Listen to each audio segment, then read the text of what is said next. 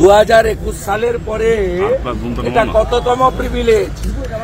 এটা 6th। অর্থাৎ আপনাদের এটা নিয়ে ভাবার কিছু কারণ নেই। প্রিভিলেজের নিয়ম হচ্ছে ওনারা নোটিশ করবেন তো অভিযোগ, তার উত্তর ওখানে দেবো, আপনাদের কাছে দেব না। আর এটা 6th হলো। আর সাসপেনশন 22-এ 5 মাস, 23-এ 1 মাস। আমরা রেডি হয়ে এসেছি। এই বিধানসভা কখনো দেখেছেন? ভয়ে, বিজেপির ভয়ে আমরা 60-65টা লোক আছি। আমাদের ভয়ে আপনার মিডিয়া সেন্টারে তালা লাগিয়েছে। আপনাদের কখন টকশো হবে? গণতন্ত্রের চতুর্থ স্তম্ভ মিডিয়াকে যেভাবে গলা টিপে ধরেছে, এখানকার বিধানসভার পরিচালকরা with the help of Calcutta police, Mamata police, এটা নিয়ে টকশো কবে হবে আমি জানতে চাই। আপনার ডেমোক্রেসির কনস্টিটিউশনের 4th পিলার হচ্ছে মিডিয়া।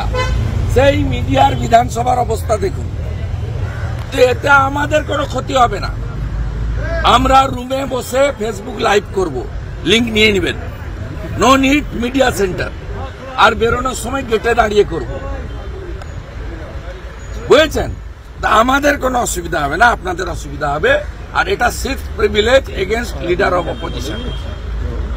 আমি যে খুব ভালো কাজ করছি এই সার্টিফিকেটটা চোর মমতা দিচ্ছে। পশ্চিমবাংলার জনগণ বুঝতে পারছে যে ঠিক লোকেদেরকে, ঠিক পার্টিকে প্রধান বিরোধী দল করেছে। একেবারে কিভাবে পিন ফুটাতে হয় ফুটিয়ে যাচ্ছে।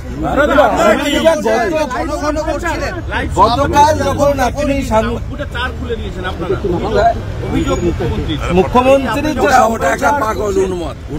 উনি আমাদের লালবাজারে অভিযোগ করেছে তৃণমূল কংগ্রেস। ওগুলো ফালতু, ও কাগজ ষড়যন্ত্র করা। এই হেয়ার স্ট্রিট থানায় এর আগেও করেছে, হেয়ার স্ট্রিট থানায় এর আগেও করেছে, আবারও করেছে, ভবিষ্যতেও করবে। করতে থাকুন, কানতে থাকুন। আমরা আমাদের কাজ করব এবং আমরা আপনাকে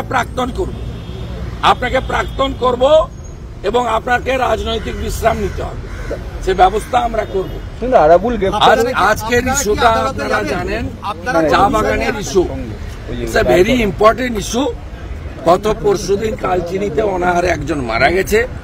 চা বাগানের ইস্যু এবং গতকালের বাজেটেও চা বাগান নিয়ে যে কমিটমেন্ট করা হয়েছে, এই কমিটমেন্টের সঙ্গে চা বাগানের শ্রমিক এবং আমরা কেউ একমত নই। চা বাগানের যে জমি আছে, এই জমির মালিকানা চায় চা শ্রমিকরা।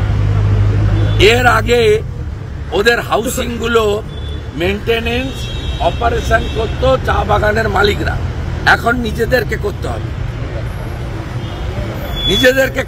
আর এই যে 1,20,000 টাকা ভোটের আগে কয়েক হাজার চা শ্রমিক, বাগানের শ্রমিককে দেওয়া হচ্ছে, এই টাকাটা 18/12/2023 লেবার ওয়েলফেয়ার বোর্ড থেকে চোর মমতা 250 কোটি টাকা ট্রান্সফার করেছে।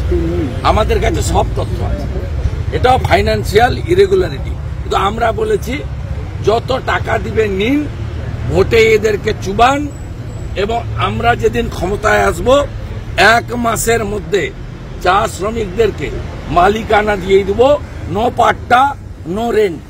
সন্দেশখালী পরিস্থিতি এখনো পর্যন্ত উত্তপ্ত। আন্দোলনকারীদের বিরুদ্ধে একাধিক ধারায় অভিযোগ। গতকালও একজন সৈকত দাসকে গ্রেপ্তার করেছে। 111 জনের নামে মামলা হয়েছে।